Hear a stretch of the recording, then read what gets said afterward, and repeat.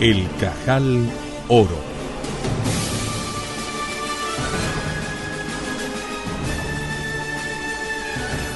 Capítulo primero.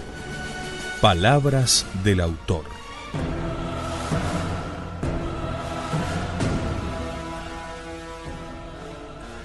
Hace muchos años, en mi mocedad, escribí una novelita con el título de El Judío, para no recuerdo qué revista española. Me la devolvieron inmediatamente sin publicarla, y me dieron como razón de no aceptarla el que la obrilla defendía a los judíos, presentando como injusto el común recelo de las gentes contra la raza judía.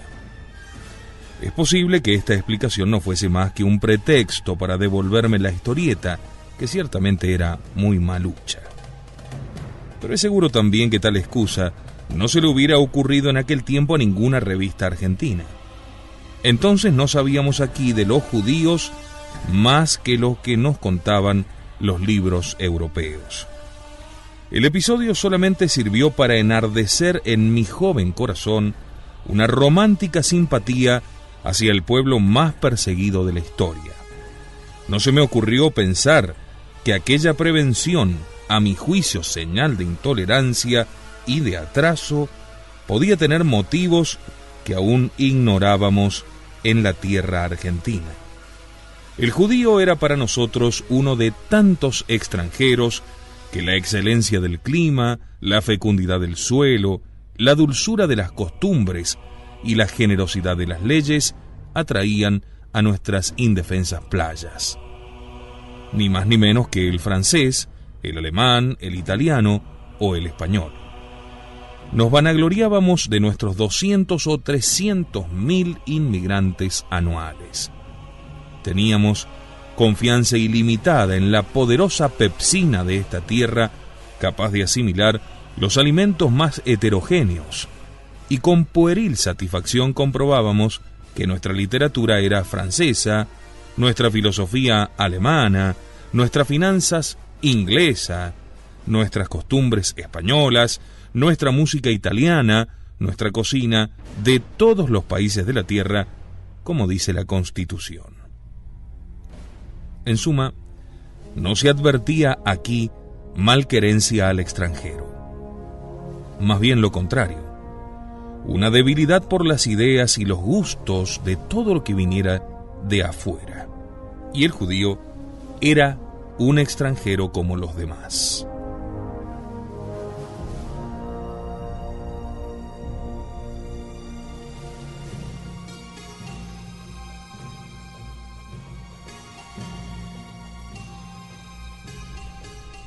Han pasado ya 30 años de aquel episodio. Seguimos creyendo que aquí no existe un problema inglés, ni francés, ni alemán, ni español, ni italiano. Pero ya no pensamos igual respecto de los judíos.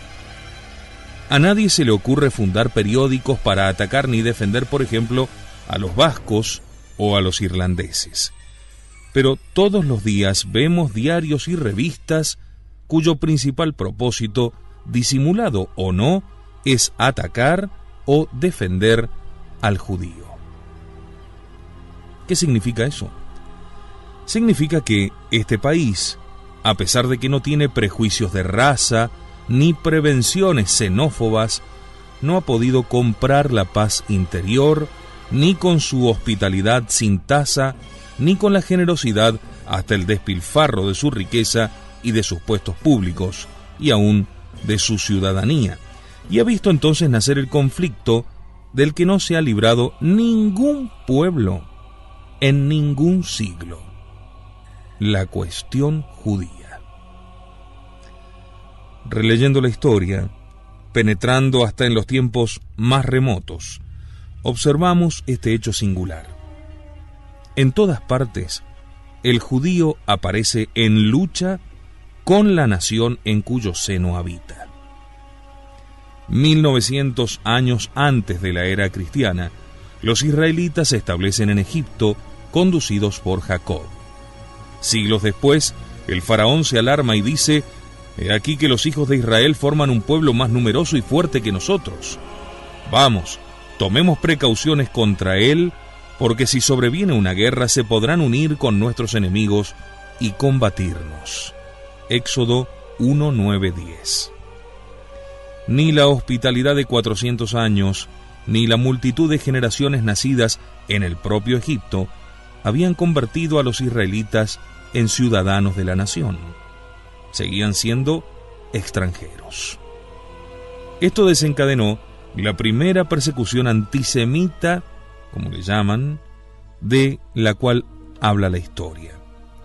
Se impusieron a los hebreos las más rudas tareas y toda clase de servidumbres, y como no bastara a disminuirlos, el faraón llamó a las parteras y les ordenó que mataran a todos los niños recién nacidos, y discurrió otras iniquidades que provocaron la cólera de Dios.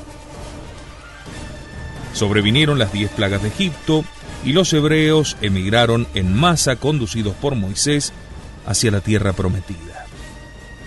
En el siglo V antes de nuestra era, los vemos en Persia, bajo el reinado de Jerjes I, que es aquel Asuero de la Biblia conforme al libro de Esther.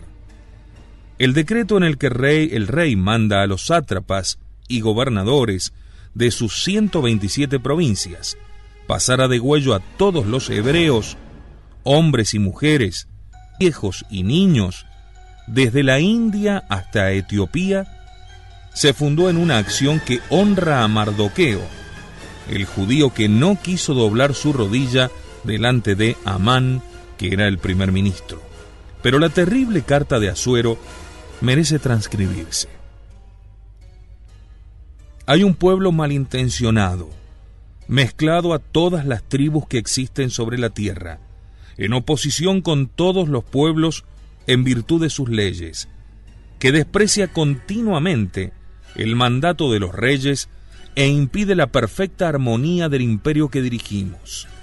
Habiendo pues sabido que este único pueblo, en contradicción completa con todo el género humano, del cual lo aparta el carácter extraño de sus leyes, mal dispuesto hacia nuestros intereses, comete los peores excesos e impide la prosperidad del reino, hemos ordenado que sean todos, con mujeres e hijos, radicalmente exterminados por la espada de sus enemigos, sin ninguna misericordia, el 14º día del mes de Adar del presente año.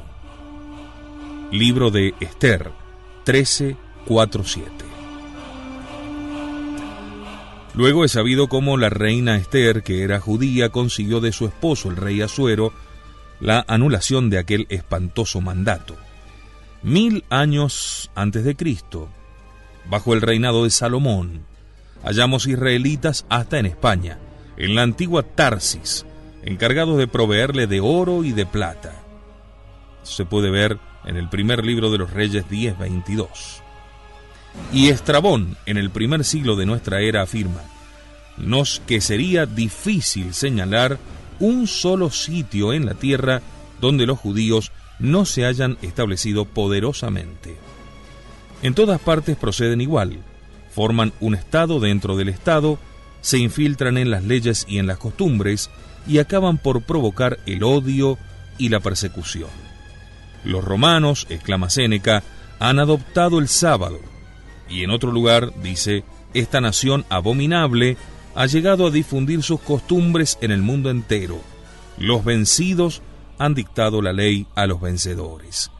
Y Tácito, por su parte, dice de los judíos, entre sí se guardan fidelidad y misericordia, pero contra todos los demás tienen enemistad y odio.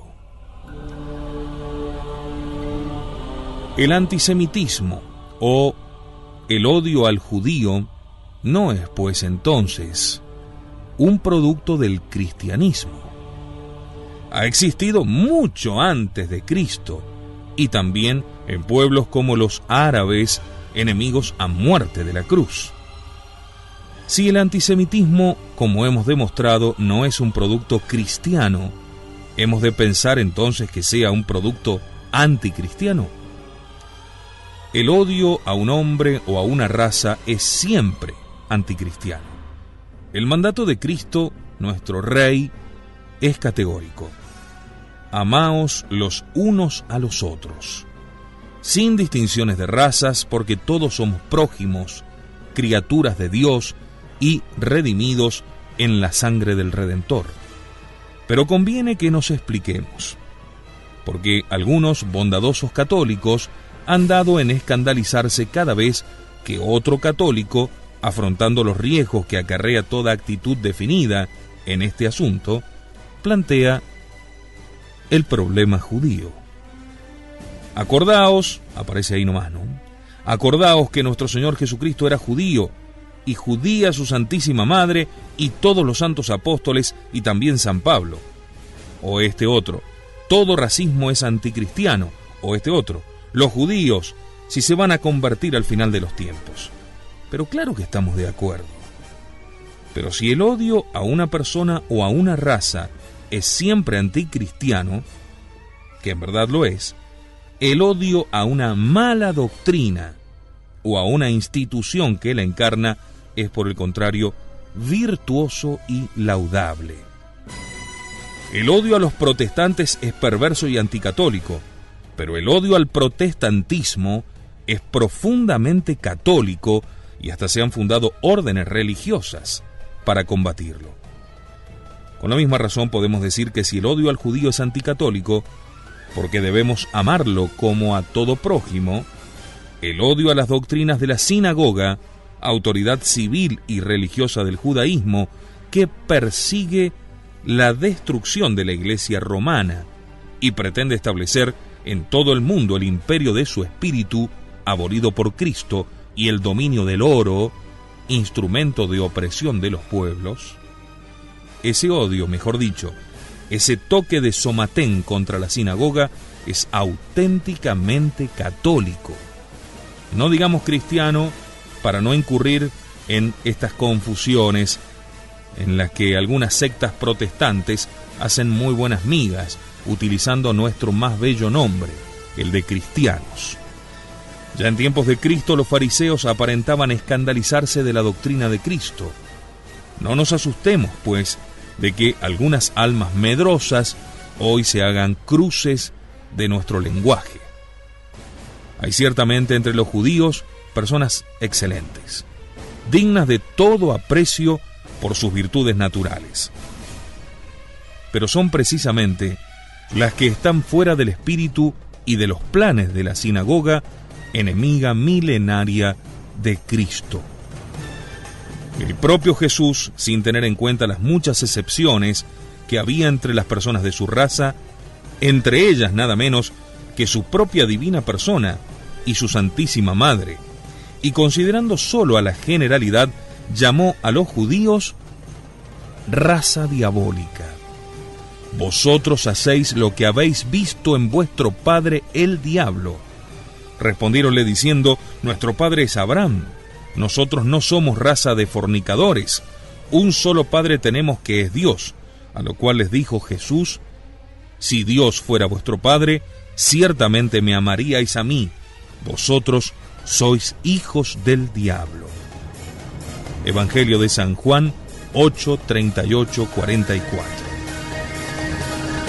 En estas palabras, el Señor nos ha dado la clave para discernir quiénes son los que pueden llamarse hijos de Dios.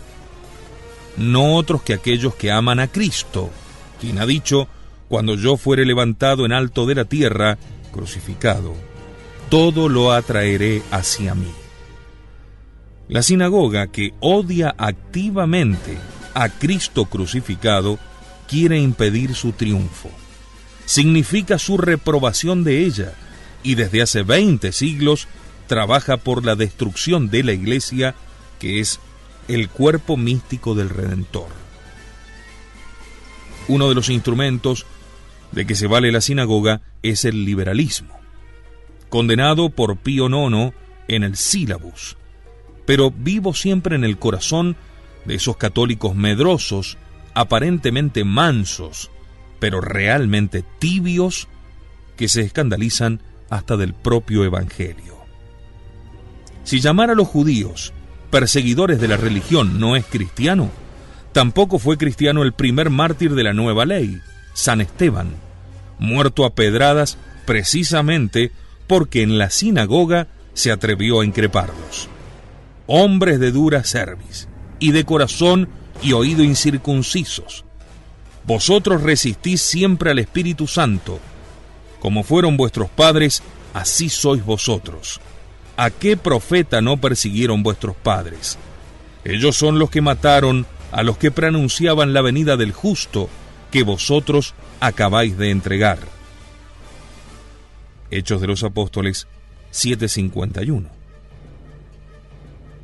Si decir que los judíos no cristiano San Pablo cuando dijo de ellos, los cuales también mataron al Señor Jesús y a los profetas, y nos han perseguido a nosotros, y no son del agrado de Dios, y son enemigos de todos los hombres. Primera carta a los Tesalonicenses 2:15. Alguna razón tendrá la Iglesia infalible para calificarlos a ellos, y solo a ellos, como no lo ha hecho con nadie. Abramos el oficio litúrgico en las páginas correspondientes al Viernes Santo y escuchemos las oraciones que reza en alta voz el sacerdote en la principal de sus ceremonias, que se llama la Misa de los Presantificados, misa que no tiene ni introito, ni gloria, ni credo, ni consagración. Se reduce especialmente a las oraciones que entona el celebrante y que el pueblo acompaña puesto de pie. Invita a rezar primero por el Papa, después por los obispos, sacerdotes y otras órdenes de la jerarquía eclesiástica. Luego por el emperador, el rey, el gobernante. Enseguida por los catecúmenos y por los herejes y los cismáticos y los judíos y los paganos y finalmente por los enfermos, prisioneros y viajeros. Es digno de notarse que cuando se refiere a los herejes, cismáticos y paganos, no los califica de ninguna manera. Tan solo se limita a decir, oremos por los herejes y cismáticos, oremos por los paganos. Pero cuando se refiere a los judíos, la Iglesia cambia de estilo, y solamente a ellos les agrega un enérgico calificativo. Oremus et pro perfidis Judeis. Oremos por los pérfidos judíos. Y enseguida les remacha el adjetivo agregando estas palabras. Dios todopoderoso y eterno, que no excluís de vuestra misericordia ni siquiera a la perfidia de los judíos, escuchad las oraciones. Muy curioso además, y vale la pena llamar sobre esto la atención, es que estando el pueblo de pie, al comenzar cada oración del Viernes Santo, la Iglesia manda arrodillarse un momento. Después que el sacerdote indica por quienes se está rezando, si por el Papa, los obispos, los paganos o herejes y cismáticos, el diácono invita a ponerse de rodillas con aquella frase que hemos oído 1000 veces. Flectamus genua, doblemos las rodillas. Solamente cuando se reza por los judíos, la Iglesia no nos manda ponernos de rodillas ni siquiera el Viernes Santo. ¿Qué quiere decir esta particular diferencia? Porque todo en la liturgia tiene su intención. Los ritos en apariencia más insignificantes entrañan un sentido profundo, y cuando la Iglesia los mantiene por siglos y siglos, sin modificarlos, a pesar de las gestiones que sin duda se habrán hecho, por algo será. La explicación puede ser la siguiente. La Iglesia manda rezar por la conversión de todos los herejes, cismáticos y paganos, arrodillándonos porque no teme que se conviertan falsamente y se introduzcan en el cuerpo del catolicismo para obrar la destrucción. Pero esta confianza no la tiene con los judíos, y al rezar por ellos nos manda rezar de pie, preparados para defendernos, porque ni siquiera convertidos los cree seguros. El pérfido Judá no ha vuelto a mí de todo corazón, lo ha hecho con falsía. Así dice el Señor Dios, que los conocía muy bien, por boca del profeta Jeremías. La tradición católica no la vamos a hallar en los discursos y los folletitos de propaganda que pretenden enternecernos con la suerte de los pobrecitos judíos dueños del oro y acaparadores de las cosechas argentinas, o fundadores de la masonería y del comunismo, tantas veces anatematizados por los papas, propietarios de las radios, de los cinematógrafos, empresas de publicidad, es decir, dispensadores de la fortuna y de la fama y de las posiciones políticas que a tantos alucinan. La tradición católica comienza en las palabras de Jesús, que los llama hijos del diablo. Sigue en San Pablo, que los llama enemigos del género humano, y se perpetúa en la Iglesia, que desde hace siglos los llama pérfidos, y a la que no se le ha ocurrido, por quedar bien con nadie, modificar el oficio del Viernes Santo. Los libros santos de los católicos nos enseñan la satánica obstinación del pueblo de Isida, que no contento con aceptar para su generación la culpa del mayor crimen del universo, todavía quiso que la sangre de Cristo cayera sobre la cabeza de los judíos, no nacidos aún, pero que nacerían por los siglos de los siglos para heredar el odio de sus remotos abuelos. Que su sangre caiga sobre nosotros y sobre nuestros hijos. Diabólica oración que encierra un secreto de persistencia y de malignidad. ¿Quién puede desear que algún día sobre la cabeza de sus hijos que han de nacer caiga la culpa de la sangre de Cristo? Pues ese horror es lo que pidieron los judíos para su generación y para su descendencia. Oremos por los judíos, pero de pie, como lo manda la Iglesia católica, que no puede cambiar por los siglos. Y no olvidemos que los judíos, hacia el fin de los tiempos, se convertirán y desaparecerá la sinagoga enemiga de Cristo. ¿Qué no podrá esperar la humanidad de este hecho? Si el pecado de ellos, la crucifixión del Redentor, fue la riqueza de este mundo, ¿qué no será la conversión de ellos?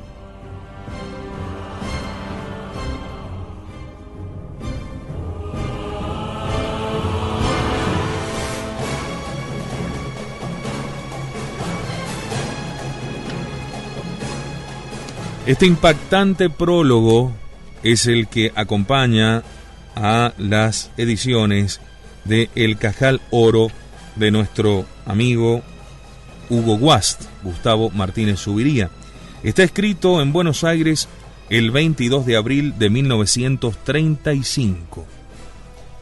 Y verdaderamente para nosotros significa hasta una rareza al ver hoy, bajo las circunstancias en que se desenvuelve la Iglesia, después de el anómalo Concilio Vaticano II, cómo todo esto que estaba cifrado por los siglos, guardado en lo más profundo y mostrado además como un verdadero combate del judío para con la Iglesia, lograr que se sacara, entre otras cosas, lo de la perfidia judaica, lo consiguieron plenamente. Es más, a tal punto que uno de los papas del concilio, llamémosle el concilio hasta la fecha actual, desde el término del Concilio Vaticano II hasta nuestros días, el Papa Juan Pablo II acuñaba el término hermanos mayores en la fe, entrando en la sinagoga. Si esto se lo hubieran mostrado a don Hugo Guast o algún católico, cualquiera, de la época, digamos 1935, hubieran dicho absolutamente equivocados. No hubieran creído esto. Hubiera sido algo absolutamente imposible. También es como que se ve lontananza, algún término dentro de todo lo que está ocurriendo.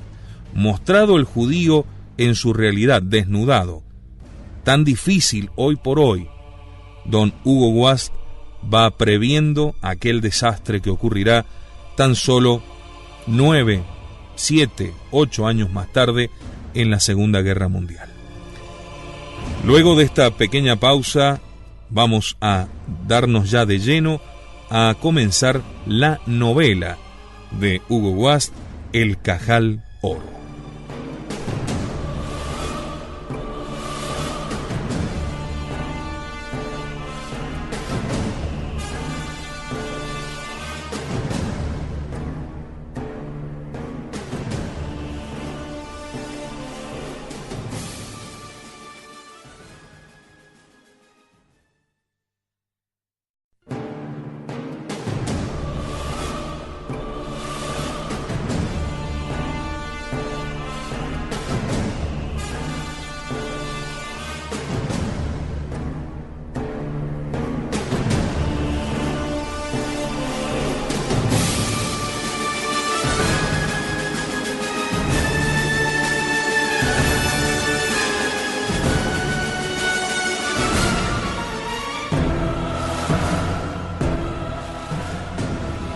Dos enemigos en la sinagoga.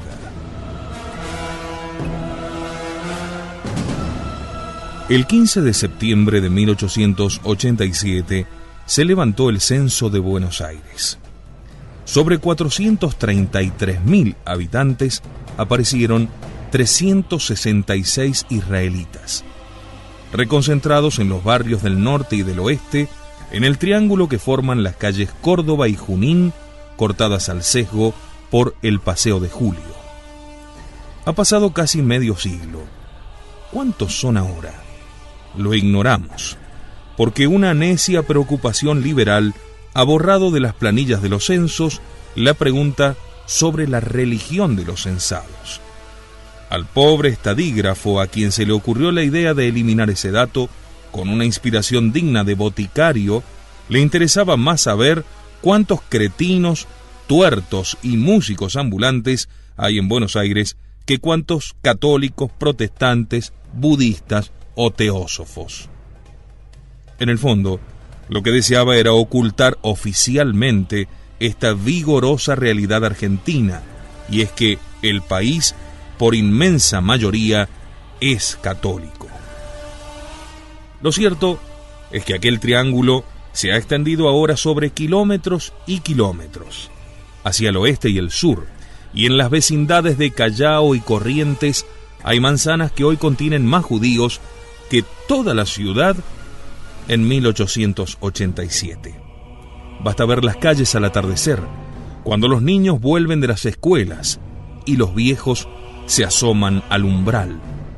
Arden las cabelleras de color pimentón de las pequeñas Rebecas y Saras, entre las barbas talmúdicas de Salomón, Jacobo y Leví.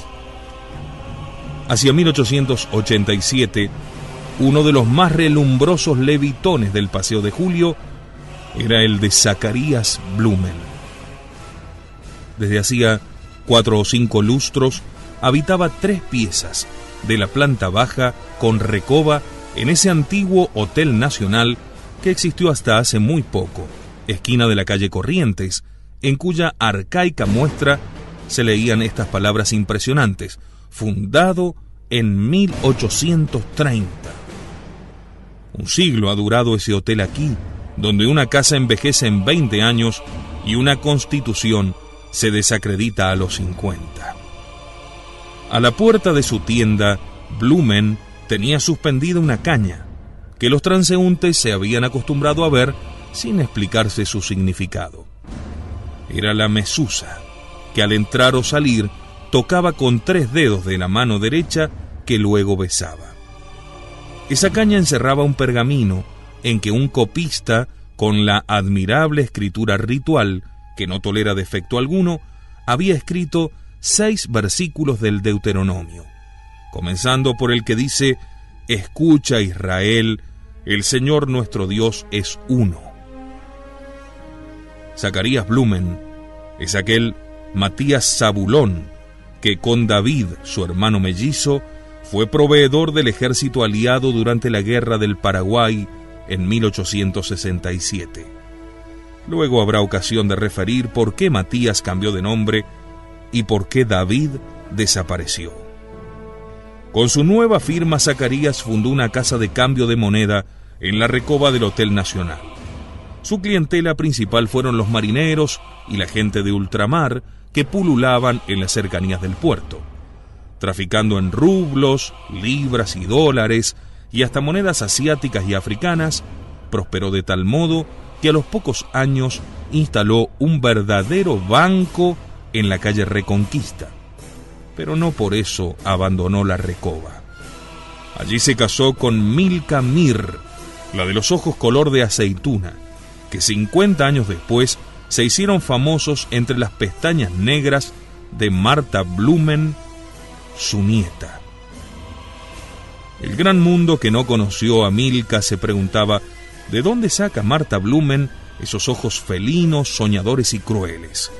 Y allí, en el tenducho de la Recoba, nació el segundo Zacarías Blumen, padre de Marta, el que había de ser, andando el tiempo, el hombre más rico de Sudamérica. Es justo decir, en honra del primero de los Blumen, que él preparó la grandeza de su hijo y echó los sólidos cimientos de su fantástica fortuna. Vamos a leer su historia. Una tarde, en el invierno de aquel año, Zacarías Blumen cerró las puertas de hierro de su banco y fue al Hotel Nacional a recoger ciertos papeles. Levitón negro, relumbroso en codos y omóplatos, pastelito de felpa, color pasa de uva cubriendo un cráneo piramidal, mezquinamente guarnecido de cabellos que descendían en 2 tirabuzones sobre las pálidas orejas. Pantalones estrechos y verdosos como fundas de clarinete, cuyos bordes luidos apenas llegaban a la caña de los botines elásticos. Tez pálida, con la palidez ritual de un cabrito después que el rabino lo ha sangrado para que sea kosher, puro, y puedan comerlo los fieles. Ojos como 2 pedazos de hulla, vivos, escrutadores, barbas retintas y manos suaves, largas, alabastrinas, de uñas enlutadas. El Talmud, que dispone minuciosamente cómo deben vivir los judíos, prescribe frecuentes abluciones. Hay que lavarse las manos al levantarse y antes de sentarse a la mesa, pero nada dice de las uñas. Por ello, sin violar la ley ni los profetas, un buen hijo del Talmud puede llevarlas de cualquier color. La calle Corrientes tiene a la altura del Hotel Nacional una agria pendiente, señal de una antigua barranca. Hasta ese punto llegaba el Río de la Plata hace 3/4 de siglo. Zacarías Blumen asciende la rampa casi pegadito a las paredes con el andar silencioso y veloz de la cucaracha. Al llegar a la esquina de la calle 25 de Mayo, siente la corneta del tranvía, hace señas y salta a la plataforma. Se sienta en la banqueta y extrae su portamonedas para pagar el viaje con un mugriento billetito de 5 centavos. El boletero lo reconoce. ¡Qué milagro por aquí, don Zacarías! El banquero responde sonriendo. Un paseíto a las quintas para tomar aire. Las quintas, los caserones coloniales de vecinos pudientes, con inmensas huertas y jardines que a veces ocupaban una manzana, estaban en su mayoría al oeste de la ciudad. Pero ya escaseaban, pues el crecimiento de la población obligaba a los propietarios a subdividirlas y a venderlas para aprovechar la enorme valorización de los solares. Sin embargo, decíase ir a las quintas cuando uno salía rumbo al oeste. En realidad, Zacarías Blumen se dirigía a la sinagoga, donde esa tarde, mejor diríamos esa noche, porque ya se encendía el gas en los faroles públicos, iban a tratar un asunto que le importaba: la venta de la casa solariega de los Adalid, 1/4 de manzana y en plena calle Florida.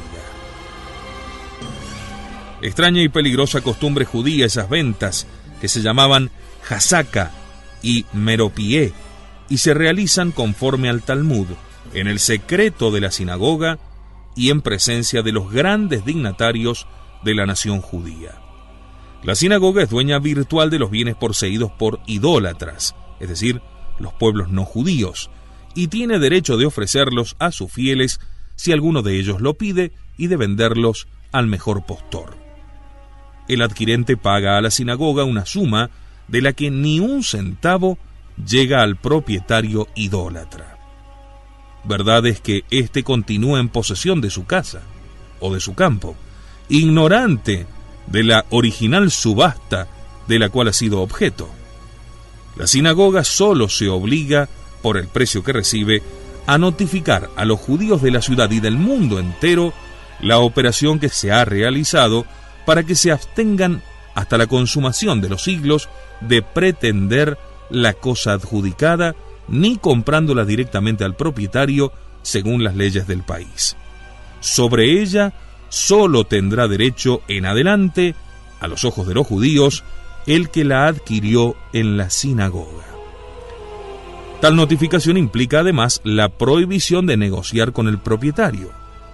Solamente el que ha cumplido el privilegio puede prestarle dinero o tratar con él, lo cual no significa nada en un país donde Israel no tiene mayor influencia. Pero equivale a la ruina a largo plazo en un país donde el comercio, la prensa y los bancos están visiblemente manejados por los judíos. Los caballejos del tranvía, cabezas gachas, van pespunteando el camino a lo largo de las calles. Esquina Florida, justamente la casa de los Adalid, bajo la desabrida luz del gas, en el sitio de las tiendas de lujo donde se realizaban los mejores negocios, y cada vara de terreno cuesta un ojo de la cara. El banquero Blumen siente la atracción de la calle Florida, torbellino viviente, maelstrom que bombea la riqueza y la fantasía de todo el país. Hormiguean los peatones mientras los suntuosos carruajes se atropellan en la calzada. Realmente parece un desatino el pretender la casa solariega de una de las más ricas familias de la Argentina. Blumen sabe que así van a pensar todos y espera no encontrar rivales que hagan subir el precio. Quiere instalar su banco en Florida con un inmenso letrero de luces que arroje su nombre como un insulto sobre la ciudad, que ahora se reiría de él si adivinara sus pensamientos, pero mañana temblará bajo su garra de financiero.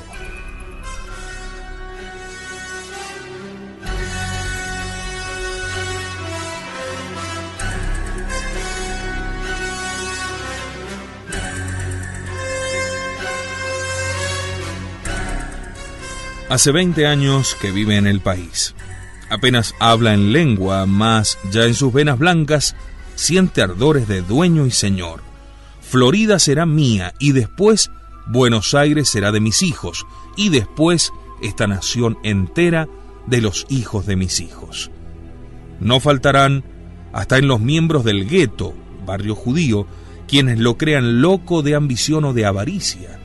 Peor para ellos, que no ven el porvenir de Israel en un país que con virginal inexperiencia y desde la primera hoja de su constitución se ofrece a todas las razas del mundo como una granada que se parte.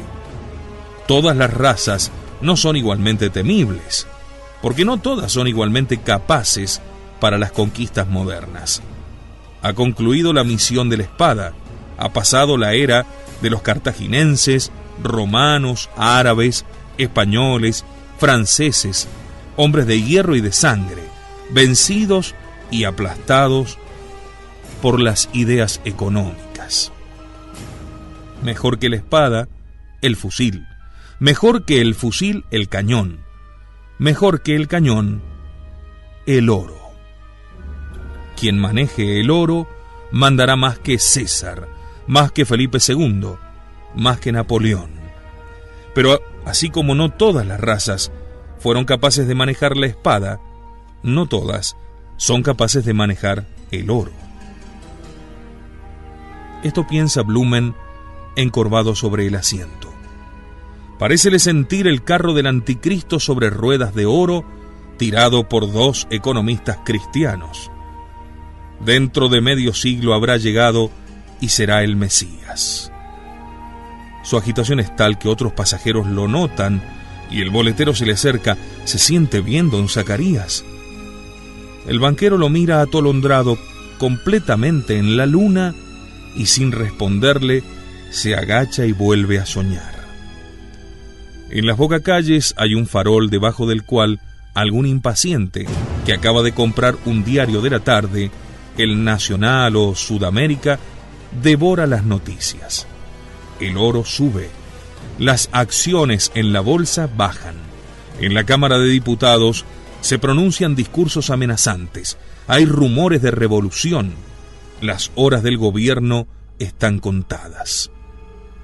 Zacarías Blumen sueña que algún día sus hijos o los hijos de sus hijos serán diputados o ministros, tal vez uno de ellos presidente de la República. Toda su fortuna y todo el poder de la sinagoga se arrojarán al platillo de la balanza. ¿Quién podrá vencerlo? En verdad no tiene más que un hijo, linfático muchachito de 13 años que ha heredado su nombre, sus venas blancas, su fina nariz. Pero cuando él se case con una muchacha argentina, cristiana de religión, ella será más fecunda que la bella Milka Mir. La estridente corneta del mayoral rompe el frágil tul de sus visiones. El sueño y el viaje han terminado. Desciende, calle lóbrega, con aceras de ladrillo y calzada de tierra, la calle de la sinagoga, casi en los extremuros del oeste. Los pocos zaguanes vecinos, cerrados a esa hora, un farolito de trecho en trecho y algunas sombras que se deslizan a lo largo de las paredes y de pronto se hunden en mayor oscuridad. Zacarías piensa: cuando solamente la mitad del oro del mundo esté en manos judías, la sinagoga, o más propiamente el Gran Cajal de París o de Nueva York, con un solo signo podrá desencadenar tan grande crisis en todo el mundo que las naciones cristianas perecerán de hambre y se venderán ellas mismas a Israel. Y se cumplirán las promesas del misterioso Salmo 47, que los judíos leen 7 veces al día, el día de Año Nuevo, en Rosh Hashaná, entre los horripilantes aullidos de un cuerno de carnero que tan solo toca esa vez. Pueblos, batid palmas y celebrad a Dios con gritos de alegría, porque Yahvé, el Altísimo, someterá y arrojará a vuestros pies a todas las naciones. Con esto llegó a la puerta de la sinagoga, que miraba al occidente y estaba entornada. La empujó haciendo deslizarse la piedra que la mantenía, entró y volvió a cerrarla. Es el vetusto caserón de una quinta, lugar de recreo de algún rico en tiempos de los españoles. Entonces, aquel punto de la ciudad era la plena campaña y las casas tenían humos de fortalezas, con sus espesos paredones, sus sólidas rejas, sus puertas infranqueables. Una lámpara a querosén, colgada en el zaguán, apenas alumbra el primer patio, circundado de galerías con gruesos pilares. Allí está la sinagoga. Allí funcionan los 2 supremos tribunales que mantienen la unidad y la fisonomía de los judíos, el Cajal y el Bet Din.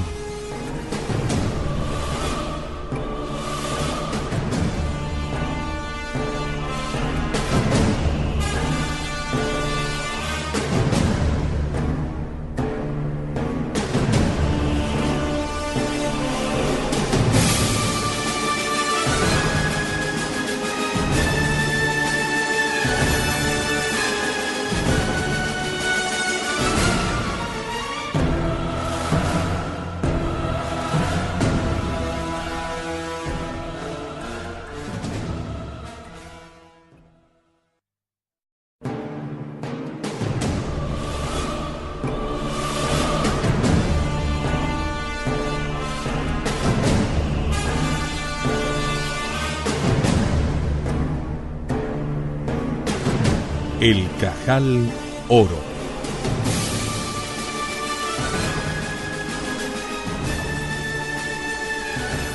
Capítulo primero. Palabras del autor.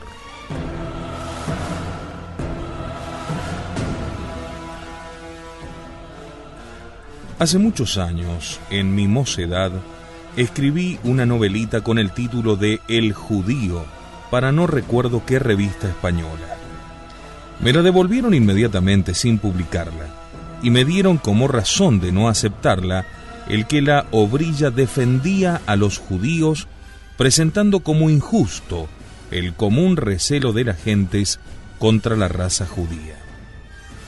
Es posible que esta explicación no fuese más que un pretexto para devolverme la historieta, que ciertamente era muy malucha.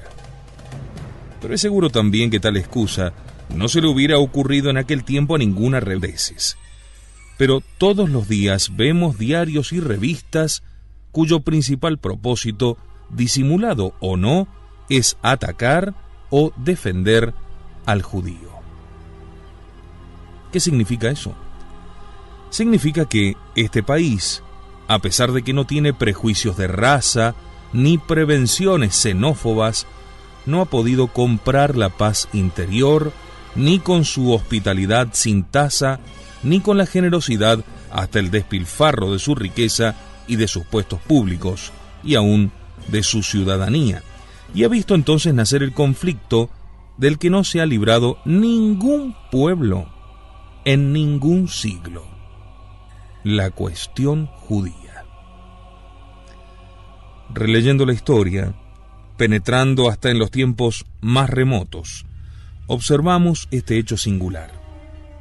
En todas partes, el judío aparece en lucha con la nación en cuyo seno habita. 1900 años antes de la era cristiana, los israelitas se establecen en Egipto, conducidos por Jacobista Argentina. Entonces no sabíamos aquí de los judíos más que lo que nos contaban los libros europeos. El episodio solamente sirvió para enardecer en mi joven corazón una romántica simpatía hacia el pueblo más perseguido de la historia. No se me ocurrió pensar que aquella prevención, a mi juicio señal de intolerancia y de atraso, podía tener motivos que aún ignorábamos en la tierra argentina. El judío era para nosotros uno de tantos extranjeros que la excelencia del clima, la fecundidad del suelo, la dulzura de las costumbres y la generosidad de las leyes atraían a nuestras indefensas playas.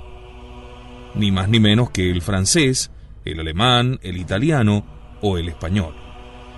Nos vanagloriábamos de nuestros 200 o 300 mil inmigrantes anuales. Teníamos confianza ilimitada en la poderosa pepsina de esta tierra, capaz de asimilar los alimentos más heterogéneos, y con pueril satisfacción comprobábamos. Siglos después, el faraón se alarma y dice: «He aquí que los hijos de Israel forman un pueblo más numeroso y fuerte que nosotros. Vamos, tomemos precauciones contra él, porque si sobreviene una guerra se podrán unir con nuestros enemigos y combatirnos». Éxodo 1:9-10. Ni la hospitalidad de 400 años, ni la multitud de generaciones nacidas en el propio Egipto habían convertido a los israelitas en ciudadanos de la nación. Seguían siendo extranjeros. Esto desencadenó la primera persecución antisemita, como le llaman, de la cual habla la historia. Se impusieron a los hebreos las más rudas tareas y toda clase de servidumbres, y como no bastara a disminuirlos, el faraón llamó a las parteras y les ordenó que mataran a todos los niños recién nacidos, y discurrió otras iniquidades que provocaron la cólera de Dios. Sobrevinieron las 10 plagas de Egipto, y los hebreos emigraron en masa conducidos por Moisés, que nuestra literatura era francesa, nuestra filosofía alemana, nuestras finanzas inglesa, nuestras costumbres españolas, nuestra música italiana, nuestra cocina, de todos los países de la tierra, como dice la Constitución. En suma, no se advertía aquí malquerencia al extranjero. Más bien lo contrario, una debilidad por las ideas y los gustos de todo lo que viniera de afuera. Y el judío era un extranjero como los demás.